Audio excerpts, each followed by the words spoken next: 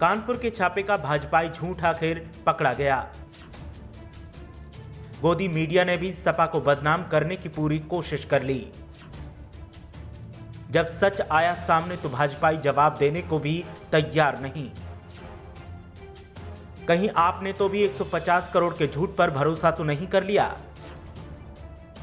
साबित हो गया कि पीयूष जैन का सपा से कोई नाता नहीं है। गोदी मीडिया और भाजपा की आईटी सेल मिलकर झूठे फंसाने को कैसे हकीकत बताने लगते हैं, ये एक बार फिर साबित हो गया। कानपुर की जिस रेड को लेकर मीडिया में हो हल्ला है, 150 करोड़ की बरामदगी का सवाल है, उस कारोबारी का सपा से कोई वास्ता नहीं है। यही नहीं, कारोबारी पीयूष जैन का समाजवादी इत्र बनाने वाली कंपनी से भी कोई नाता नहीं है।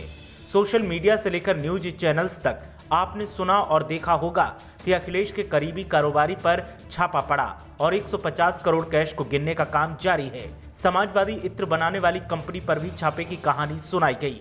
अब इसी खबर पर जब मीडिया हलचल ने पड़ताल की तो सच बड़ी ही आसानी से सामने आ चुका है।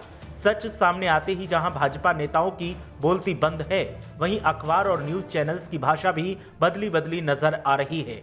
कारोबारी पीयूष जैन के कानपुर स्थित आवास पर पड़े छापे को लेकर यूपी में पिछले 2 दिनों से राजनीति तेज है। बीजेपी नेता इस कारोबारी को समाजवादी पार्टी के एमएलसी पुष्पराज जैन पम्मी से जोड़ रहे हैं। और आपको बता दें कि पम्मी जैन वही हैं जिन्होंने चुनावी कैंपेन में समाजवादी इत्र को लॉन्च किया था। इस मामले में पूरे सच का पता लगाने के लिए हमारी टीम ने तफ्तीश की तो जो सच सामने आया वो चौंकाने वाला है। हमने ये जानने की कोशिश की कि क्या जिस कारोबारी पर छापे पड़े हैं उनका समाजवादी एमएलसी से कोई संबंध है या नहीं।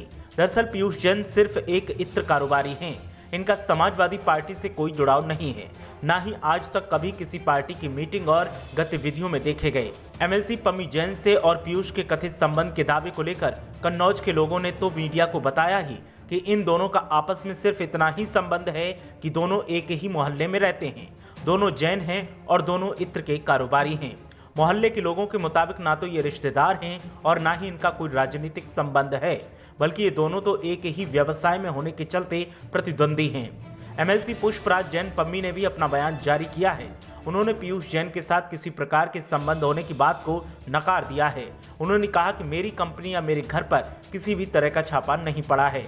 मेरे नाम के साथ जोड़कर चलाई गई सारी खबरें झूठी हैं।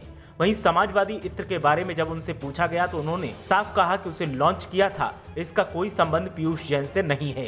अब तो खुद पीयूष जैन के साले के भाई का बयान भी सामने आया है, जिसमें उसने बताया कि पीयूष जैन के भाई अम्बरीश जैन से मेरी बहन की शादी हुई है।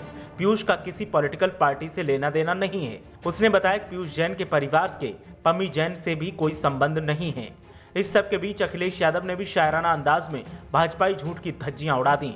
उन्होंने ट्वीट किया, सुबह तलक चीख कर सुना रहे थे कुछ खबरनीस, जिसके गुनाह की कहानी उसका बादशाह से ताल्लुक निकलते ही शाम तलक वो खामोश हो गए। अब आप खुद ही समझ लीजिए ये झूठे एजेंडे को चलाने वाले खबरनवीस कौन हैं और उनके बादशाह कौन। अब सवाल ये उठता है कि आखिर खबर के नाम पर यह झूठ क्यों परोसा गया। चूंकि यूपी में चुनाव हैं और चुनाव से पहले हर किस्से को चुनावी चश्मे से देखा जा रहा है, इसलिए कई नेता और पत्रकार बस अपना उल्लू सीधा करने के चक्कर में भी झूठ लिख रहे हैं और बोल रहे हैं। हर खबर के पीछे का सच जानने के लिए अब मीडिया पर निर्भरता खतरनाक साबित हो रही है।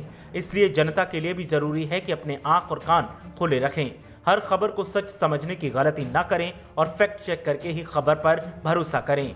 ब्यूरो रिपोर्ट, मीडिया हलचल।